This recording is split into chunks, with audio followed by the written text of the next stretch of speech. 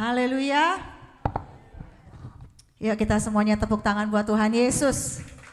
Haleluya, puji Tuhan. Tadi saya senang sekali ya sepertinya lagu baru ya tadi ya. Dan lagu barunya itu sesuai dengan tema hari ini. Amin. Bahwa saya dan saudara adalah bejana kosong. Siapa yang di sini yang mau menjadi bejana kosong buat Tuhan? Gak ada yang mau kan? Bejana kosong, puji Tuhan, haleluya. Bejana kosong artinya kita mau dibentuk, kita mau diproses oleh Tuhan. Dan tema hari ini adalah proses Tuhan, ya. Karena kita akan melihat perjalanan dari Yakub. Ya, kita akan lihat di kejadian 28 dan saya akan membawa juga di kejadian 29.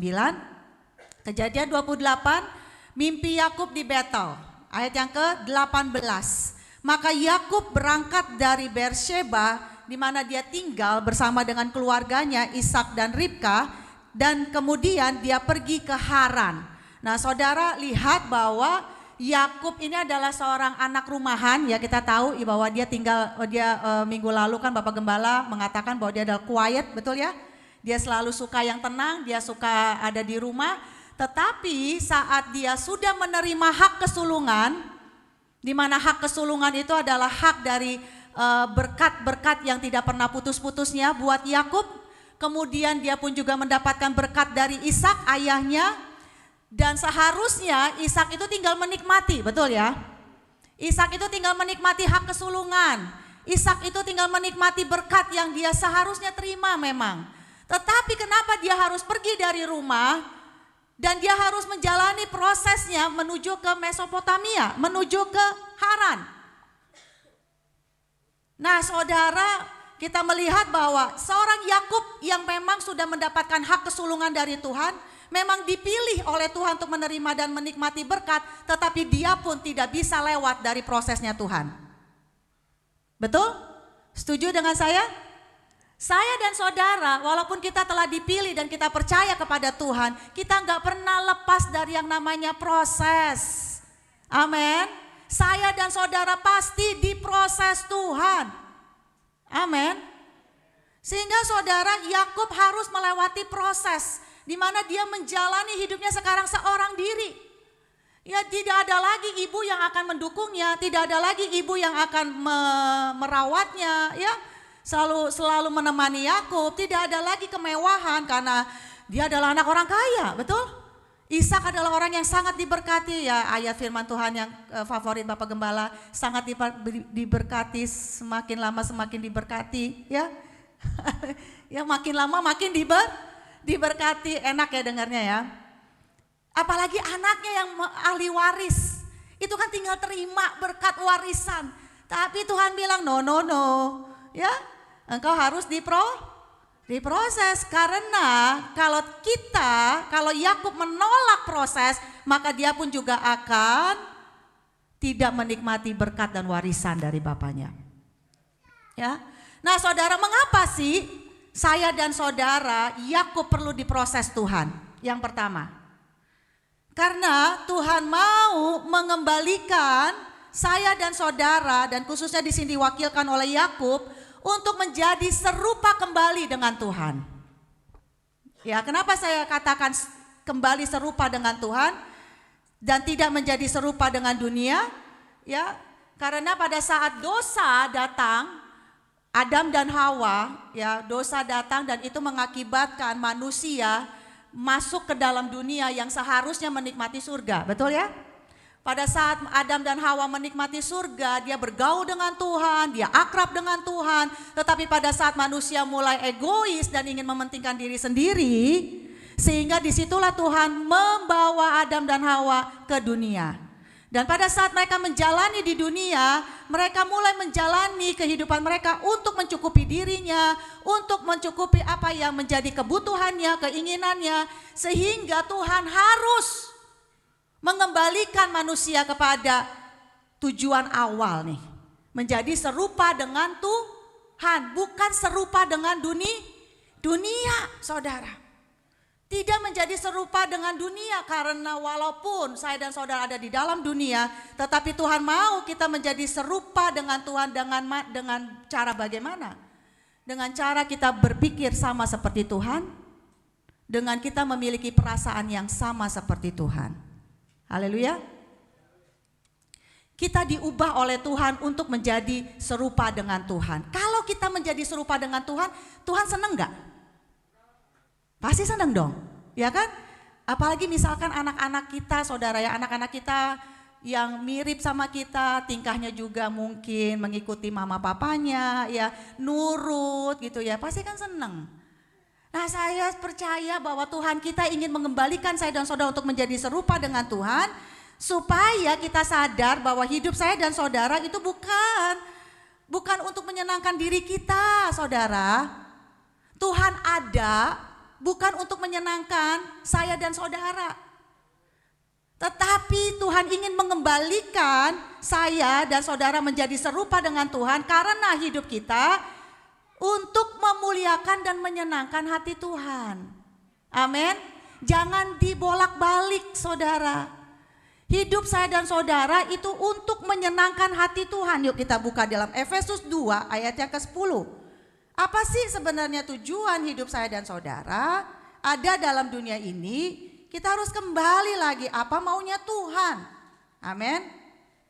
Efesus 2 ayat yang ke-10 di sini dikatakan, karena kita ini buatan Allah. Kita ini buatan Allah, saudara. Diciptakan dalam Kristus Yesus untuk melakukan pekerjaan yang baik yang dipersiapkan Allah sebelumnya. Ia mau supaya kita hidup di dalamnya. Amin. Ya. Jadi saya dan saudara ini buatan Allah. Tuhan tahu cara proses saya dengan Tuhan tahu cara proses Joe itu berbeda. Karena Tuhan tahu siapa saya, maka Dia akan memproses saya untuk semakin serupa dengan Tuhan. Dan Tuhan akan membentuk saya supaya saya siap untuk menerima apa yang harus saya kerjakan buat Tuhan. Begitu juga Tuhan tahu bagaimana memproses Joe, supaya Joe siap untuk menjadi alatnya dan tidak lagi berontak, dan siap untuk memberikan hidupnya untuk menyenangkan hati Tuhan. Amin. Haleluya. Oleh sebab itu saudara, Paulus ya, coba kita buka yuk. Filipi 1 saya ingat nih. Filipi 1 ayat yang ke-20 dikatakan, saya akan bacakan ayat yang ke-20. Sebab yang sangat kurindukan dan kuharapkan ialah bahwa aku dalam segala hal tidak akan beroleh malu, melainkan seperti sedia kala, demikian pun sekarang Kristus dengan nyata dimuliakan dalam siapa? Tubuh kita. Artinya saudara, Tuhan mau memproses saya dan saudara supaya hidup kita mempermuliakan Tuhan. Betul? Bukan membuat malu Tuhan, ya. Tetapi hidup saya dan saudara, apapun yang saya dan saudara kerjakan, seluruhnya untuk memuliakan Tuhan. Baik oleh hidupku maupun oleh matiku, sehingga pada saat kita udah gak ada pun juga meninggalkan nama baik, betul? Karena bagiku hidup adalah Kristus dan mati adalah keuntungan. Kenapa? Tetapi jika aku harus hidup di dunia ini, kalau saudara dan saya masih hidup dalam dunia ini, berarti bagiku bekerja memberi apa? Buah. Buah itu kan artinya serupa dengan Kristus. Betul? Ya. Buah itu kan karakternya Tuhan. Jadi Paulus bilang kalau saya mati itu untung. Tapi kalau saya masih diberi kesempatan, artinya Tuhan akan proses saya supaya saya terus menghasilkan buah, supaya saya terus menghasilkan buah, dan saya akan tetap menghasilkan buah. Amin. Tidak akan pernah berhenti, sekalipun saudara sudah WL, sekalipun saya sudah bawa firman, tapi saya selama saya masih hidup, saya harus memberikan buah. Amin. Begitu juga dengan saudara. Dan pada saat kita memberikan buah, itu harus lewat prosesnya Tuhan. Sehingga setiap proses Tuhan yang Tuhan mau, saya dan saudara produce buah karakter Tuhan. Amin. Sehingga Sehingga saudara, pada saat Yakub mulai diproses Tuhan, sehingga semakin serupa dengan Tuhan, dan kita tahu prosesnya Tuhan ke Yakub itu pada saat dia bertemu dengan Laban. Ya kan? Laban itu adalah circle yang terdekat. Kadangkala proses kita itu yang paling sering adalah yang terdekat. Ya? Karena kalau yang jauh itu kadang kurang memproses. Tetapi biasanya yang terdekat, circle yang terdekat itu biasanya memproses karakter kita, dan dia bertemu dengan Laban. Dan saya ingin katakan bahwa jangan pernah menolak prosesnya Tuhan. Kalau Tuhan izinkan ada di dalam circle saudara orang-orang yang sepertinya menjengkelkan, sepertinya mencuri damai sejahtera, sepertinya mencuri berkat saudara, izinkan Tuhan memproses kita. Haleluya. Yakub bertemu dengan Laban, dan pada saat dia bertemu dengan Laban, dia diproses oleh Tuhan. Yang pertama, upahnya, ya. Yakub itu bekerja mati-matian, tetapi upah daripada Yakub itu enggak pernah dikasih. Ya. Dikasihnya seenaknya. Jengkel enggak? Udah kerja mati-matian terus enggak diupah. Ya. Sedangkan kita tahu Yakub ini orang yang enggak pernah kerja mungkin ya. Tetapi dia mulai berubah. Dia mulai diproses Tuhan, ayo kamu harus kerja. Kamu harus sungguh-sungguh bekerja. Dan disitulah Yakub berubah. Dia sungguh-sungguh bekerja. Dia mengembalakan kambing domba yang bukan miliknya. Dia mengembalikan kambing domba ayah yang akan menjadi mertuanya. Bukan cuma upah yang dia terima saudara yang mungkin bikin dia jengkel. Tapi pada saat dia melamar anaknya. Wah itu kan udah sesuatu yang apa ya? Sesuatu yang harusnya kena banget nih di hati gitu ya. Dia minta adiknya dikasih kakaknya, ya kan? Waduh ini ya mungkin kalau bahasanya sekarang ini kurang ajar nih ya. Udah saya kerja mati-matian, saya gak dihormati, saya gak digaji, saya minta anaknya dikasih bukan maunya saya. Kadang-kala manusia gitu ya kan? Kadang-kala kita menerima sesuatu yang kita inginkan, tapi kita tidak mendapatkan. Dan pada saat itulah proses itu jalan kepada Yakub. Bagaimana dia berespon terhadap Laban? Bagaimana dia berespon pada saat dia tidak diberi upah dengan adil? Bagaimana dia berespon pada saat dia seharusnya menikmati pernikahannya dengan Rahel, tetapi dia mendapatkan Lea? Dan gak gratis loh, dia harus kerja lagi 7 tahun. Dan itu adalah waktu yang lama. Umur berapa gitu ya pada saat itu Yakub? Kalau zaman dulu kan ya mungkin kalau seandainya saat ini umur Sandy berapa? Ada Sandy di sini? Ya mungkin kalau masih umur Sandy oke lah ya. Pada saat itu mungkin diperkirakan udah 50 tahun ke atas Yakub. Dia harus bekerja lagi 7 tahun, dia lagi bekerja 7 tahun. Umur berapa ini saya harus nanti menikah dengan Rahel? Makanya pada saat dia mendapatkan anak, terakhir dia katakan, saya bersyukur kepada Tuhan masih diberikan anak. Haleluya. Mungkin Bapak Gembala juga nanti akan begitu, saya bersyukur anak keempat gitu ya. Haleluya. Kok aminnya cuma jodoh. Kita beri kemuliaan buat Tuhan. Haleluya. Ya saudara, bagaimana Tuhan memproses Yakub dari seorang anak rumahan sehingga dia harus menghadapi bahwa dia harus sabar. Dia harus tetap mengasihi Laban yang adalah ayah mertuanya. Dengan berbagai apapun yang Laban buat, dia tetap mau belajar mengasihi. Amin. Dia tetap mau belajar untuk hidup dalam damai sejahtera, damai sejahtera. Di tengah-tengah dia harus kerja 7 tahun lagi. Dia tetap mau sukacita, dia tetap mau menguasai diri. Karena saya percaya Laban bisa saja Yakub bisa saja bunuh Laban, betul ya? Karena Laban masih muda. Ya, darah mudanya mungkin kalau egois lagi marah gitu ya bisa hilang kesadarannya dan dia bisa saja bunuh Laban. Tapi dia belajar untuk menguasai diri. Tidak, dia adalah ayah mertuaku. Tidak, dia adalah ibu mertuaku. Ayah mertuaku gitu ya. Dia belajar untuk diproses oleh Tuhan. Sehingga dia menghasilkan buah. Amin. Apa yang terjadi saat ini di lingkunganmu? Di keadaanmu saat ini? Apakah Tuhan sedang memproses supaya kita tetap menghasilkan buah? Amin. Dan saya percaya bahwa proses itu pasti yang terbaik. Karena apa? Karena Tuhan tahu karakter saya dan saudara. Karena Tuhan tahu sifat dasar saya dan saudara. Karena Tuhan tahu temperamen saya dan saudara. Karena kita ini buatan Allah. Amin.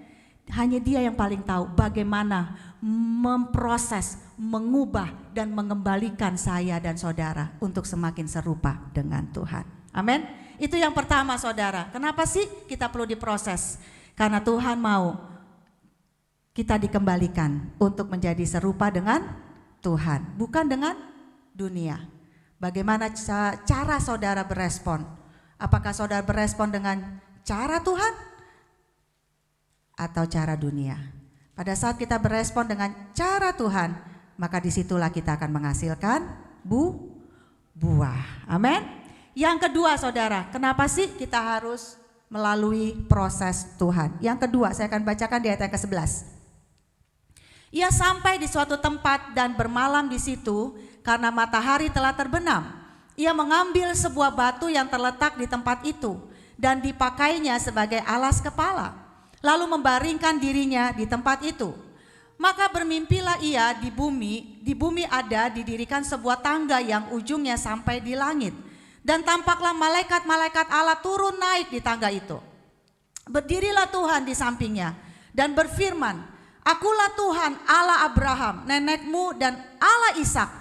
Tanah tempat engkau berbaring ini akan kuberikan kepadamu dan kepada keturunanmu. Ayat yang ke-14 saudara perhatikan. Keturunanmu akan menjadi seperti debu tanah banyaknya.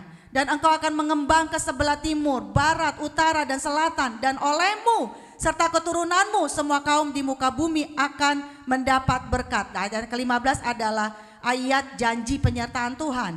Sesungguhnya aku menyertai engkau dan aku akan melindungi engkau kemanapun engkau pergi. Dan aku akan membawa engkau kembali ke negeri ini. Sebab aku tidak akan meninggalkan engkau, melainkan tetap melakukan apa yang kujanjikan kepadamu.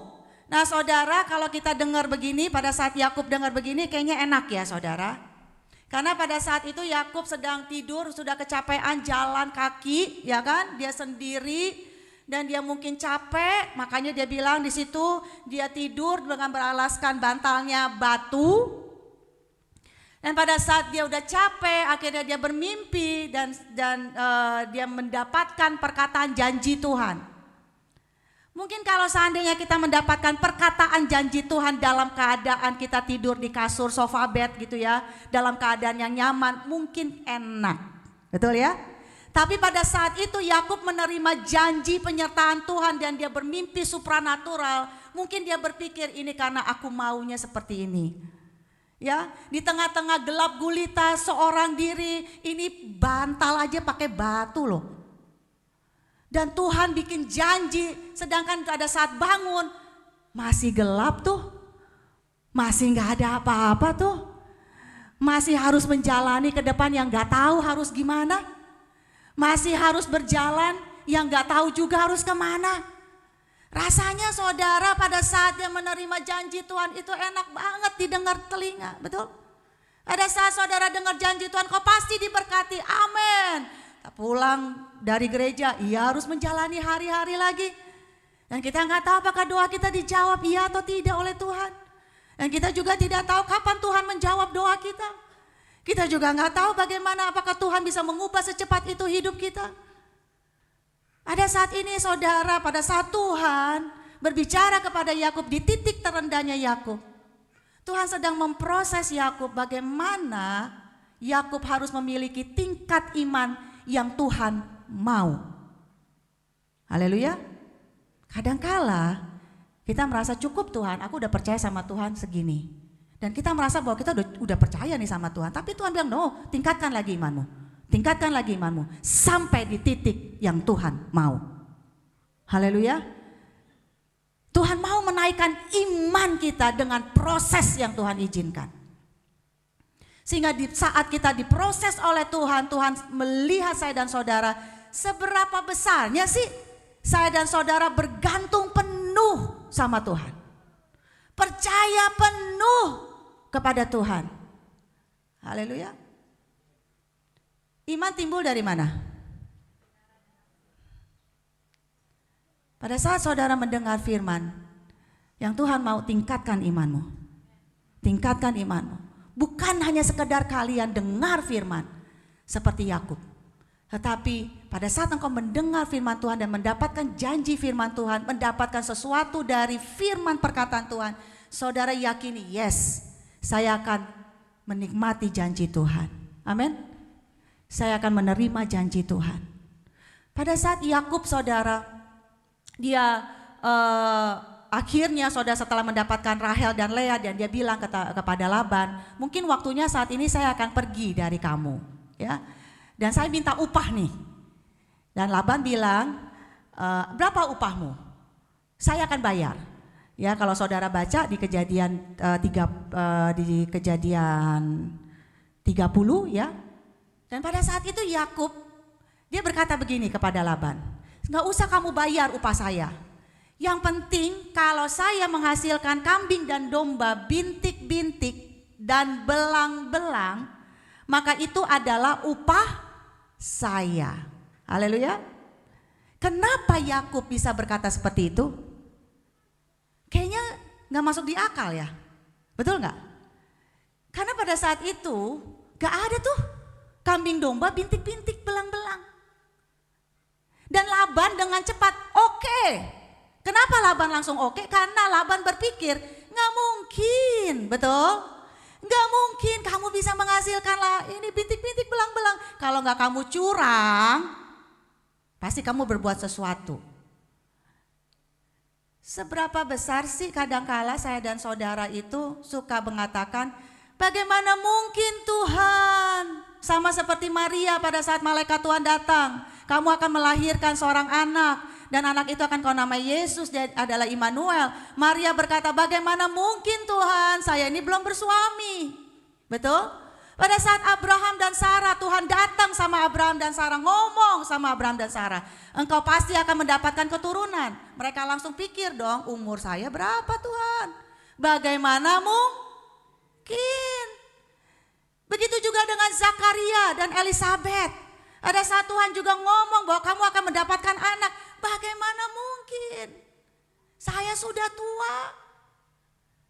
Kadangkala saudara, lawan daripada iman adalah pikiran kita sendiri.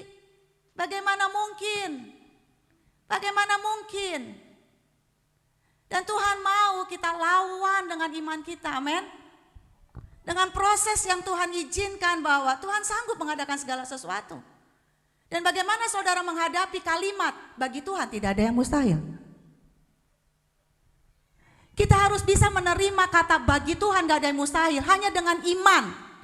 Bukan dengan logika dan cara berpikir kita bagaimana mungkin. Karena kalau kita berpikir bagaimana mungkin, yang mustahil tidak akan pernah terjadi. Haleluya. Kita akan berusaha untuk mengadakan sendiri dengan kekuatan kita sendiri. Kita akan berusaha memikirkan sendiri. Dan akhirnya menyerah dan akhirnya kita berputus asa.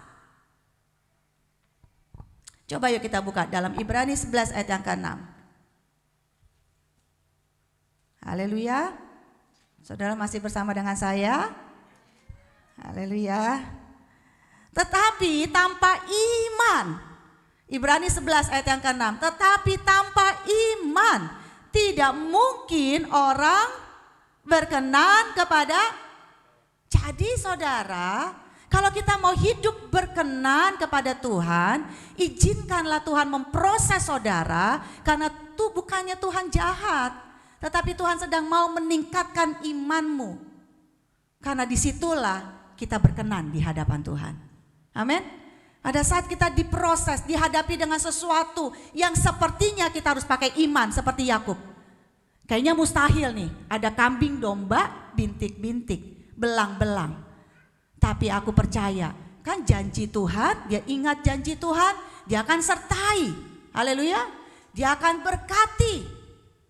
Pada saat saudara dengar firman, pada saat saudara menangkap firman sebagai imanmu, maka pada saat engkau menghadapi sesuatu, Tuhan mau, jangan cuma dengar. Amin. Jangan cuma terima perkataan firman, tapi pakailah itu menjadi senjata iman. Amin. Pada saat itu saya percaya, Yakub memakai perkataan Tuhan, aku akan menyertai engkau, aku akan memberkati engkau. Dia pakai Tuhan, mungkin ya kalau saya seperti Yakub, Tuhan kau kan janji menyertai aku, sekarang saat ini saya akan percaya kambing domba yang saya buat, Tuhan berikan hikmat bagaimana supaya kambing domba ini bintik-bintik. Haleluya. Iman tanpa perbuatan, tanpa tindakan, itu hasilnya apa? Nol. Tuhan mau pada saat kita beriman, kita bertindak. Dan kita percaya Tuhan akan memberkati tindakan kita. Amin. Mungkin pada saat kita tidak ada apa-apa, Tuhan taruh di hati kita untuk apa talentamu. Kan kadang-kadang Tuhan selalu tanya, apa yang ada padamu, betul? Yang ada padaku, aku hanya cuma bisa bikin kue Tuhan, seperti ibu janda itu ya. Yang ada padaku cuma ini doang Tuhan, buat. Mungkin saat ini kita mungkin hanya bisa membuat kue, ya sepotong kue dan kita berjualan. Tapi pada saat kita beriman untuk bekerja dan melakukan tindakan kita dengan talenta yang Tuhan beri, dengan iman kita bahwa apa yang kita kerjakan Tuhan berkati, maka saya percaya Tuhan akan buka jalan, buka jalan, buka jalan. Amin. Tuhan akan mendatangkan berkat, konsumen, pelanggan. Tapi pada saat kita bertindak dan percaya, beriman, bukan cuma ngeluh, Tuhan aku harus buat apa tapi do nothing. Gak bisa saudara. Yuk kita mau beriman dan kita bertindak sama seperti Yakub. Dia beriman tapi dia katakan kepada Laban, aku akan buat kambing domba ini yang aku kerjakan, dia akan bintik-bintik dan dia akan menjadi milikku. Haleluya. Kita beri kemuliaan buat Tuhan. Jadi jangan lagi kita berkata bagaimana mungkin. No. Kita harus percaya bahwa Tuhan pasti akan membuat sesuatu yang rasanya mustahil menjadi tidak mustahil bagi Tuhan. Amin. Yang ketiga, yang terakhir. Yuk kita lihat kembali di Kejadian 28. Mari setiap perkataan Tuhan tangkaplah menjadi iman. Karena iman datang dari pendengaran kita akan firman Tuhan. Ya. Setelah dia menerima janji Tuhan dan akhirnya Yakub katakan di ayat yang ke-16, ketika Yakub bangun dari tidurnya berkatalah ia, sesungguhnya Tuhan ada di tempat ini dan aku tidak mengetahuinya. Ia takut dan berkata, alangkah dahsyatnya tempat ini. Ini tidak lain dari rumah Allah, ini pintu gerbang sorga.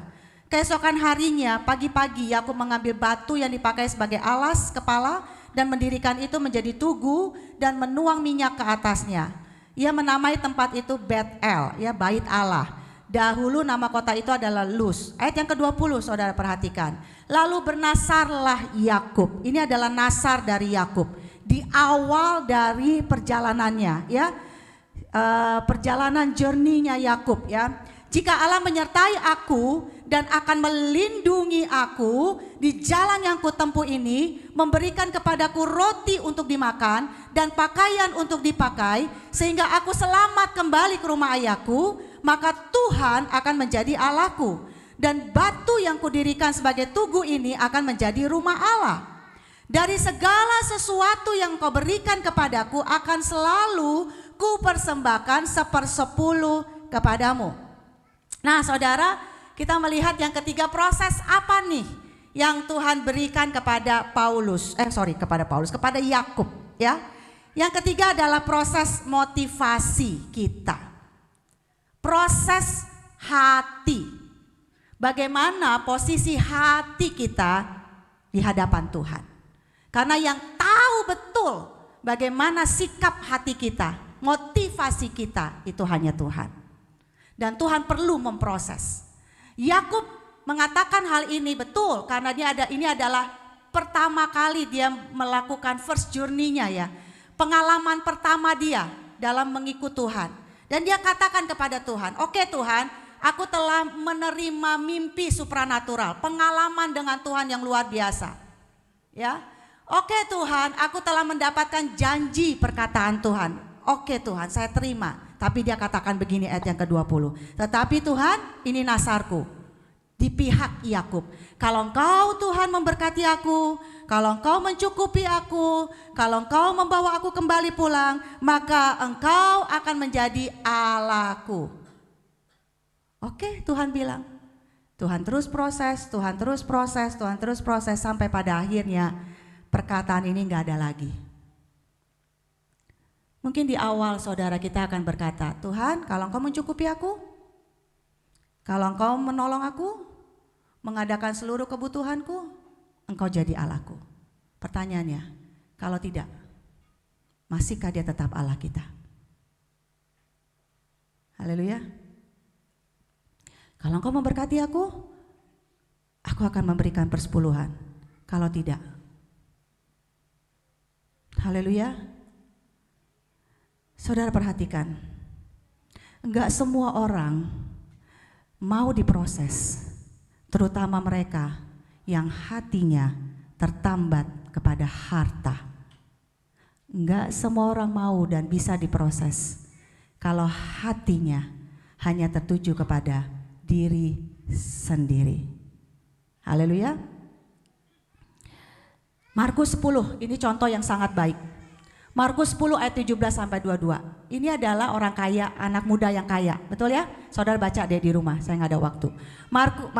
Markus 10 ayat 17 sampai 22. Kan anak mudanya ngomong gini nih, dia kaya sekali saudara. Dan dia bilang begini, guru yang baik, gimana caranya aku bisa mengikut Engkau? Gimana caranya aku bisa menjadi murid Yesus gitu ya saudara. Dan Tuhan bilang, tinggalkan semuanya kekayaanmu, ikut aku. Nah, tapi sebelum Tuhan ngomong begitu, Tuhan bilang, kenapa kau bisa ngomong aku yang baik? Nggak ada yang baik. Kenapa Tuhan bilang begitu? Ya, karena saudara, anak muda ini nggak pernah mengalami kebaikan Tuhan. Ya, dia cuma bilang guru yang baik. Setelah itu saudara pada saat Tuhan bilang tinggalkan hartamu dan dia menyesal, dia katakan, dia nggak baik ternyata. Kenapa nggak baik? Iya masa sih mau ikut Tuhan aja harus semuanya dibuang, harus semuanya direlakan. Kalau dia adalah guru yang baik, maka nggak perlu dong harta saya dibuang, nggak perlu dong harta saya diserahkan. Berarti dia nggak baik. Berarti kata guru yang baik itu hanyalah pengertian dia, bukan pengalaman. Tuhan mau kita mengatakan dia baik karena memang kita mengalami kebaikan Tuhan. Amin. Tuhan mau memproses hidup saya dan saudara bahwa betul-betullah kita mengalami kebaikan Tuhan. Amin. Haleluya. Kita buka yuk di dalam Yakobus 1.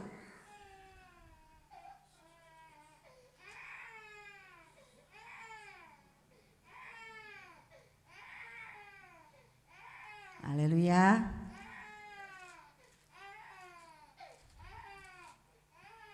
Yakobus 1 ayat yang ke-16, 17. Ini yang harus kita sadari, saudara.